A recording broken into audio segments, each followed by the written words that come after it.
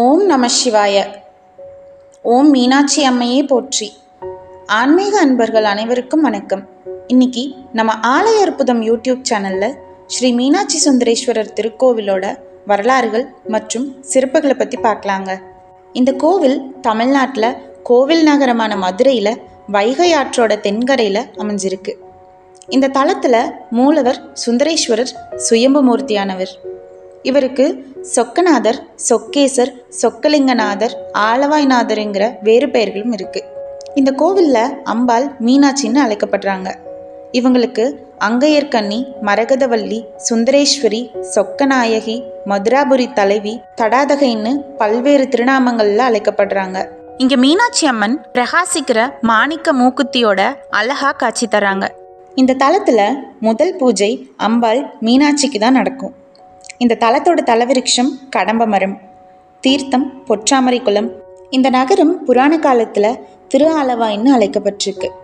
சிதம்பரம், காசி, திருக்காளஹஸ்தி வரிசையில் திரு ஆலவாயும் முக்கியமான ஸ்தலமாக இருக்குது. இது சிவபெருமானோட முக்தி ஸ்தலங்களில் ஒன்றாவும் விளங்குது. இந்த தலத்தை சிவன் முக்திபுரம்னு அழைக்கிறாங்க. இந்த கோவில் முக்கியமான சிவாலயமாக மட்டும் இல்லாமல் அம்பாலோட சக்தி பீடங்களில் ஒன்றாவும் இருக்குது. இந்த தலம் 18 சித்தர்களில் ஒருவரான சுந்தரானந்தரோட சித்தர் பீடமாகவும் இருக்கு. இது தேவார பாடல் பெற்ற பாண்டிய நாட்டு தலங்களில் ஒன்றாவும் இருக்கு. ராமர், லக்ஷ்மணர், வருணன், இந்திரன் போன்ற தேவர்கள் மற்றும் முனிவர்கள் இங்கே வந்து வழிபட்டிருக்காங்கன்னு நம்பப்படுது. இந்த தலத்தில் தர தாளம்பூ குங்குமம் ரொம்பவே பிரசித்தி பெற்றது. விருந்திராசுரனை கொன்றதுனால இந்திரனுக்கு ஏற்பட்ட பிரம்மஹத்தி தோஷத்தை நீக்கிறதுக்காக கடம்பவனத்தில் இருந்த இந்த சிவலிங்கத்தை பூஜை செஞ்சு தோஷம் நீங்க பெற்றதாகவும் நம்பிக்கை. இந்திரதேவன் தான் மூலவரோட விமானத்தை அமைச்சாருன்னு நம்பப்படுது. அதனால தான் மூலவரோட விமானம் இந்திர விமானம்னு அழைக்கப்படுது. தமிழகத்தில் சுமார் 2500 வருடங்கள் பழமையான மதுரை நகரம் தமிழ் இலக்கிய வரலாற்றிலையும் இந்து சமய வரலாற்றிலையும் முக்கியமானது.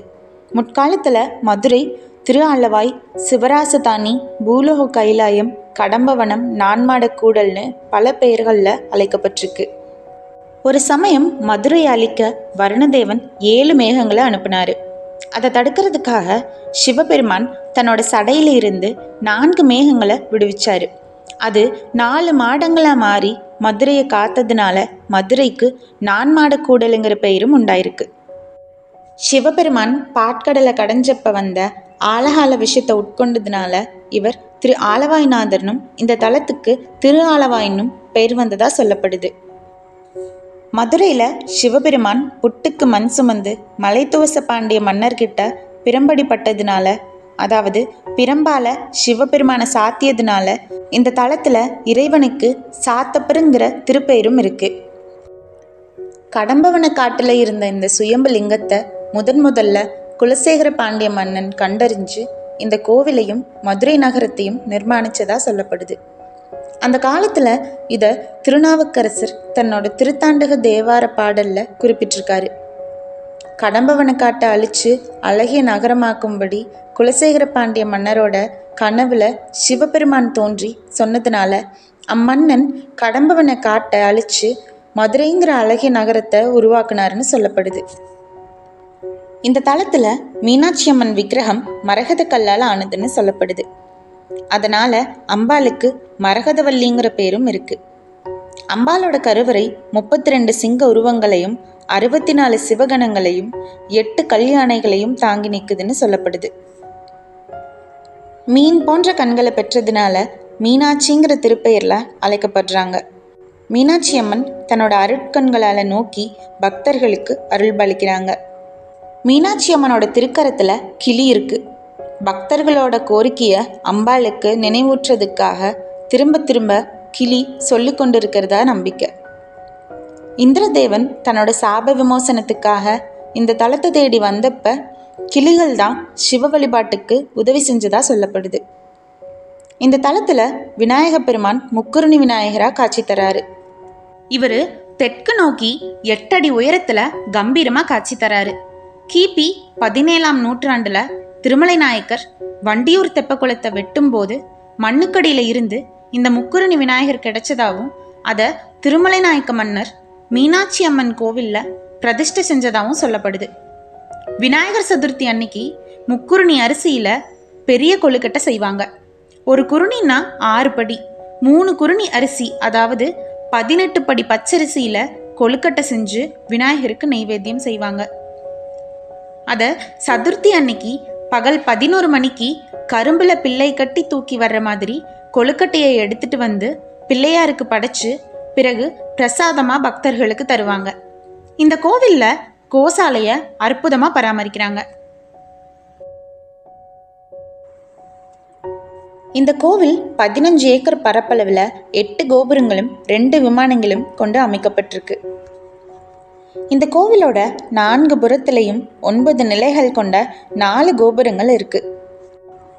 அதில் கிழக்கு திசையில் இருக்க ராஜகோபுரம் கிபி 1216 இருந்து 1238 பிற்கால பாண்டியர்களாலையும், மேற்கு கோபுரம் கிபி 1323 மாரவர்மன் குலசேகர பாண்டியனாலையும், தெற்கு கோபுரம் கிபி 1559 மன்னர் விஸ்வநாத நாயக்கர்னாலையும், வடக்கு கோபுரம் கிபி 1564 இருந்து 1572 மன்னர் முத்துவீரப்ப நாயக்கர்னால கட்டப்பட்டு முடிக்கப்படாமல் பின்னர் கிபி 1878 தேவக்கோட்டை நகரத்தார் சமுதாயத்தை சேர்ந்த வைநாகரம் குடும்பத்தினர்னால முடிக்கப்பட்டதுன்னு சொல்லப்படுது. இந்த 4 கோபுரங்களில் தெற்கு கோபுரம் தான் உயரமானது. இதோட உயரம் 170 அடியாக இருக்கு. இந்த கோவிலோட தீர்த்தமான பொற்றாமரை குளம் 1 ஏக்கர் பரப்பளவில் சதுர வடிவத்தில் அமைஞ்சிருக்கு. இந்த தீர்த்தத்தை ஞான தீர்த்தம், முக்தி தீர்த்தம், உத்தம தீர்த்தம், ஆதி தீர்த்தம் போன்ற பெயர்களில் அழைக்கிறாங்க. இந்த குளத்தோட வடக்கு கரையில் உள்ள தூண்களில் சங்கப்புலவர்களோட உருவங்கள் காணப்படுது.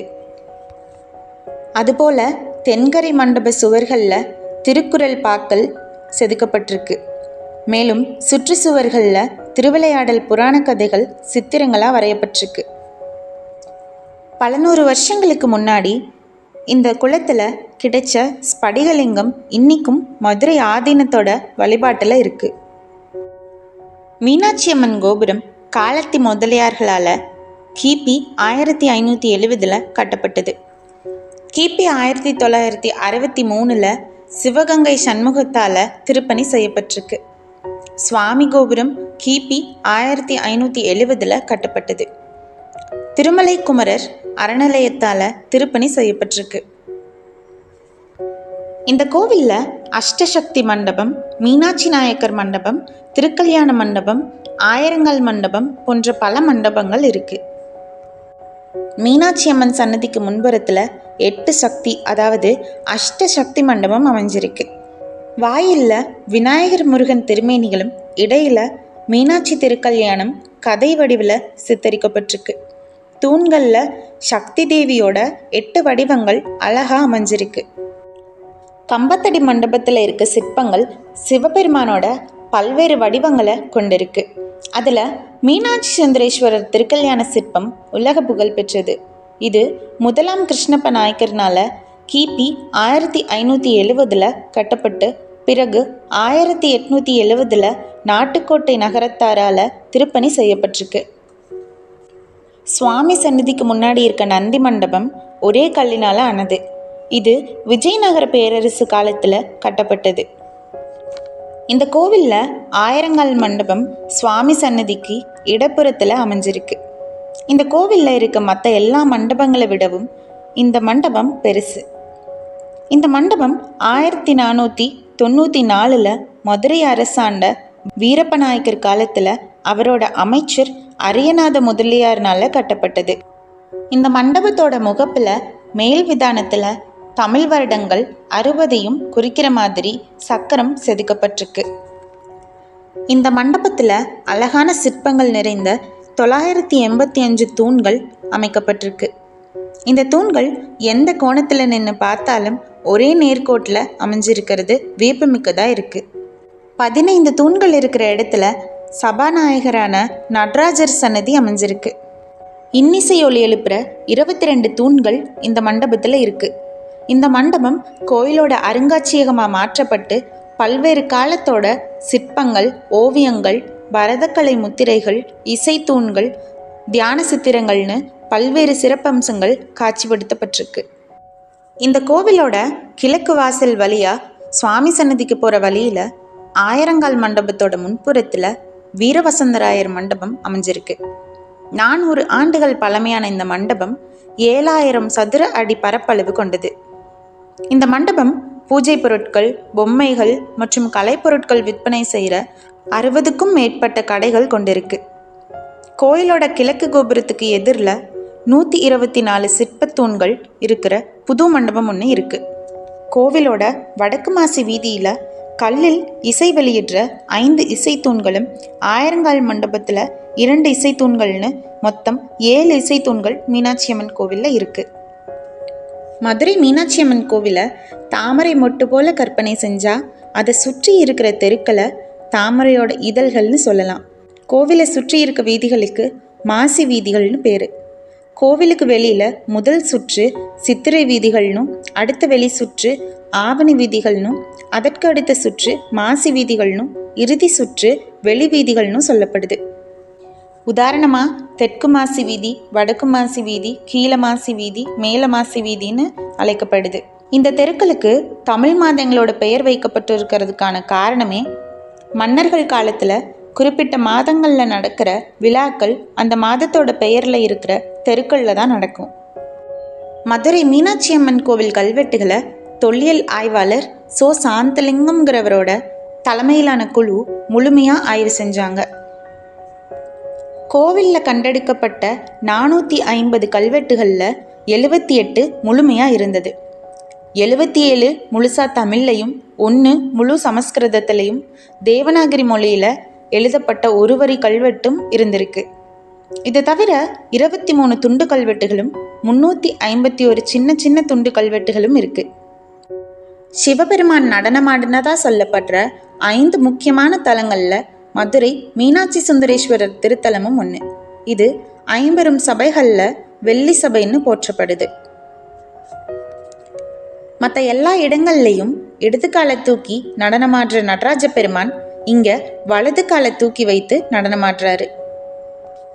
சிவபெருமான் லிங்க வடிவத்தில் இருக்காரு. இந்த லிங்கம் மற்ற சிவஸ்தலங்களான மேருமலை, வெள்ளிமலை, திருக்கேதாரம், வாரணாசி போன்ற பல பெருமை பெற்ற தலங்களில் இருக்க சிவலிங்கங்கள் எல்லாவற்றுக்கும் முன்னையே தோன்றினதுன்னு சொல்லப்படுது. அதனால் இந்த லிங்கத்தை மூலலிங்கம்னு சொல்கிறாங்க. சுவாமி சன்னதியோட பிரகாரத்தில் 64 திருவிளையாடல் காட்சிகளும் சிற்பங்களாக இருக்குது. இந்த கோவிலில் முதல்ல மீனாட்சி அம்மனை வழிபட்டதுக்கு அப்புறம்தான் சுந்தரேஸ்வரரை வழிபடுறது நீண்ட காலமாக வழக்கத்தில் கடைபிடிக்கப்படுது. இந்த தலத்தோட சிறப்புகளை திருஞான சம்பந்தர், அப்பர், மாணிக்கவாசகர் போன்றோர் புகழ்ந்து பாடியிருக்காங்க.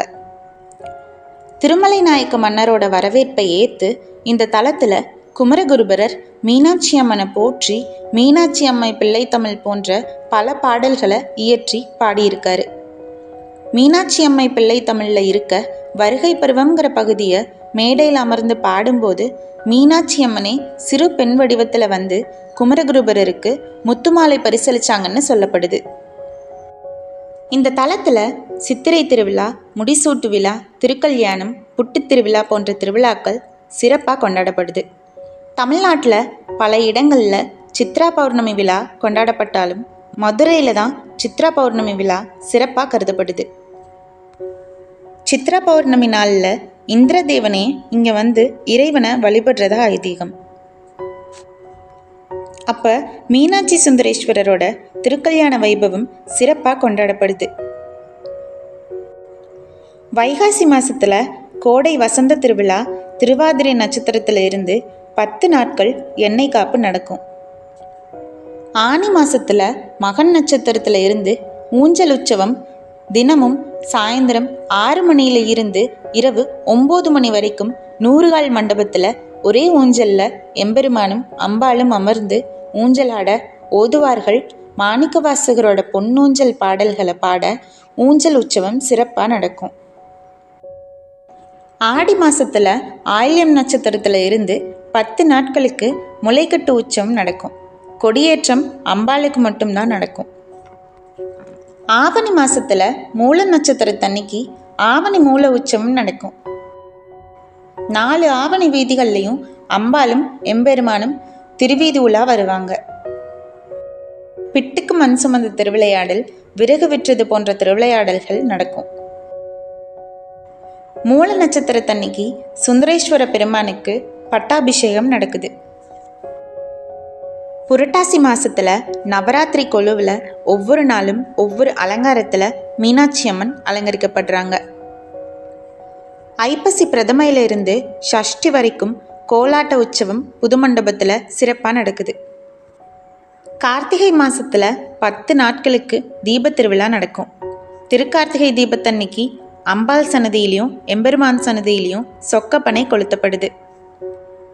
மார்கழி மாசத்துல தினமும் காலையில நடராஜர் சன்னதியில திருவம்பாவை பாடல்களை போற்றி பாடுவாங்க. தை மாசத்துல திருமலை நாயக்கரால தோண்டப்பட்ட வண்டியூர் தெப்பக்குளத்துல தெப்பம் கட்டி சுவாமியையும் அம்பாளையும் அதுல எழுந்தருளை செஞ்சு தெப்ப உற்சவம் நடக்கும். மாசி பங்குனி இந்த 2 மாதங்களும் சேர்ந்து மண்டல உற்சவம் 48 நாட்களுக்கு பெருசா நடக்கும். பங்குனி மாசத்துல கார்த்திகை நட்சத்திரத்துல இருந்து உத்தர நட்சத்திரம் வரைக்கும் அம்பாலும் சுவாமியும் வெள்ளி அம்பலத்தில் அமர்ந்து பக்தர்களுக்கு காட்சி கொடுப்பாங்க. சுவாதி நட்சத்திரத்தன்னைக்கு 2 பேரும் தங்களோட மகனான முருகப்பெருமானோட திருக்கல்யாண கோலத்தை பார்க்கறதுக்காக திருப்பரங்குன்றம் முருகன் கோவிலுக்கு எழுந்தருளுவாங்க. இப்படி இந்த தலத்துல தமிழ் மாதங்கள் 12லையும் விழாக்கள் சிறப்பாக கொண்டாடப்படுது. இப்போ சுந்தரேஸ்வர பெருமான் நடத்தின திருவிளையாடல் அதிசயத்தை பற்றி பார்க்கலாங்க. 14ஆம் நூற்றாண்டோட தொடக்கத்தில் டெல்லியை ஆண்ட அலாவுதீன் கில்ஜியோட படைத்தளபதியான மாலிக் கஃபூர் தென்னகத்தை நோக்கி படையெடுத்து வந்தப்ப வர்ற வழியில் இருக்க கோவில் சொத்துக்களை கொள்ளையடிச்சும் கோவில்களை இடிச்சும் முடியாத பட்சத்தில் கடவுள் விக்கிரகங்களை சேதப்படுத்தினாங்க.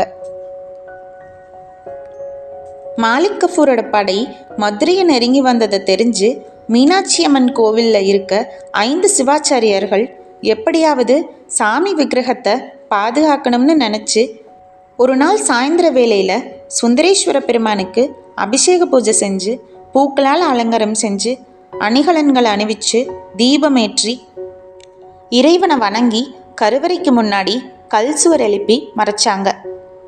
அப்புறம் அந்த கல் சுவருக்கு முன்னாடி வேறு ஒரு சிவலிங்கத்தை பிரதிஷ்டை செஞ்சாங்க. அந்த சிவலிங்கத்துக்கும் தினமும் நித்திய பூஜைகள் நடந்து வந்தது.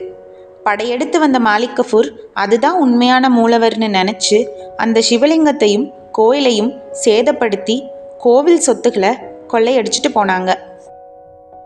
அதுக்கப்புறம் 48 வருஷங்களுக்கு கோவிலில் எந்த பூஜையும் நடக்கலை. அப்போ விஜயநகர பேரரசு முகலாயர்களை வெற்றி பெற்று அவங்க சேதப்படுத்தின கோவில்களை ஒவ்வொன்றா புனரமைச்சாங்க. அப்போது மீனாட்சி அம்மன் கோவிலை புனரமைக்கிற வேலைகளை ஆரம்பித்தப்ப ஒரு புதிய சிவலிங்கத்தை பிரதிஷ்டை செய்யலாம்னு நினைக்கும்போது ஒரு வயசான சிவாச்சாரியர் வந்து நடந்த விஷயத்தை சொல்லி கருவறைக்கு முன்னாடி இருந்த சுவரை அகற்ற சொன்னார். அதை அகற்றி கருவறைக்குள்ளே போனப்ப 48 வருஷத்துக்கு முன்னாடி ஏற்றின விளக்கு அணையாமலும் அலங்காரம் செஞ்சிருந்த பூமாலைகள் வாடாமலும் அன்னைக்கு வச்ச மாதிரி அப்படியே இருந்திருக்கு. அந்த நிகழ்வு தான் சுந்தரேஸ்வர பெருமானோட திருவிளையாடலுக்கு சான்று. இன்னைக்கும் கோவிலோட வெளிப்பிரகாரத்தில் மாலிக் கஃபூர்னால சேதப்படுத்தப்பட்ட சிவலிங்கம் வைக்கப்பட்டிருக்கிறத பார்க்கலாம். இந்த கோவிலில் காலையில் 5 மணியில இருந்து மதியம் 12 மணி வரையிலும் மற்றும் மாலை 4 மணியில இருந்து இரவு 9:30 மணி வரைக்கும் சாமி தரிசனம் செய்யலாங்க. மதுரைக்கு அனைத்து நகரங்களில் இருந்தும் பேருந்து மற்றும் ரயில் வசதி இருக்குங்க. மதுரையிலேயே விமான நிலையமும் அமைஞ்சிருக்கு. எம்பெருமானும் அம்பாலும் மனித உருவத்தில் அவதரித்து ஆட்சி செஞ்ச இந்த பாண்டிய நாட்டோட தலைநகரமான மதுரையில் அமைஞ்சிருக்க இந்த தலத்தில் அனைத்து அற்புதங்களையும் நடத்தின சுந்தரேஸ்வர பெருமானையும் மீனாட்சி அம்பாளையும் தரிசனம் செஞ்சு நாமளும் நம்ம வாழ்க்கையில் சகல செல்வங்களையும் ஆரோக்கியத்தையும் பெற்று இறைவனோட அருளை பரிபூரணமாக பெற்று வாழணுங்க. இப்போ நான் போட்ட இந்த பதிவு உங்கள் எல்லாத்துக்கும் பயனுள்ளதாக அமைஞ்சிருக்குன்னு நம்புகிறேங்க. அடுத்து எந்த கோவில், அதோட வரலாறுகள் மற்றும் சிறப்புகளை பற்றி பார்க்கலாங்கிறத கமெண்ட் செக்ஷனில் சொல்லுங்கள். அனைவரும் மறக்காமல் ஆலய அற்புதம் யூடியூப் சேனலை லைக், கமெண்ட் மற்றும் ஷேர் செய்யுங்க. நம்ம சேனலை முதல் முறையாக பார்க்குறவங்களா இருந்தால் சப்ஸ்கிரைப் செய்து பெல் பட்டனை கிளிக் செய்யுங்க. அப்போ தான் நான் போடுற வீடியோஸ் எல்லாம் உங்களுக்கு உடனுக்குடன் நோட்டிஃபிகேஷனாக கிடைக்கும். ஓம் மீனாட்சி சுந்தரேஸ்வரர் திருவடிகளே போற்றி போற்றி.